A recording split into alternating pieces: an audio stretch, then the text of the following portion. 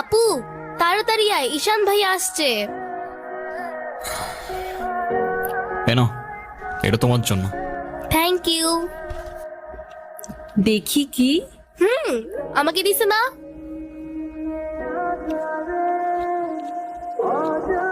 আসসালামু আলাইকুম। ওয়ালাইকুম আসসালাম, বসো। বাবা, ও ঈশান।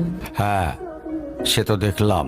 কি করো তুমি? আমি এলএলবি-তে লাস্ট ইয়ারে আছি। ও, স্টুডেন্ট। তোমার উদ্দেশ্যটা কিন্তু আমি বুঝতে পারছি। জি স্যার।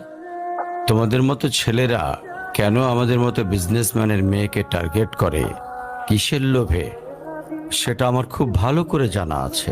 বাবা, কি বলছো এসব? তুমি চুপ করো, আমি কথা বলছি। তোমার ফ্যামিলিতে আর কে কে আছেন?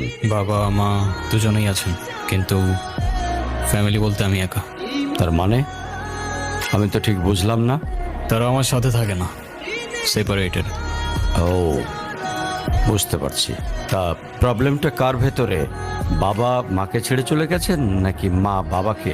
আপনি ঠিক কি মিন করতে চাচ্ছেন আমি ঠিক বুঝলাম না স্যার। আই মিন, ক্যারেক্টারের প্রবলেমটা কার ভেতরে ছিল, তোমার বাবার না মার? আরে সমস্যা তো আপনার ক্যারেক্টারে। You don't even know the basic manners.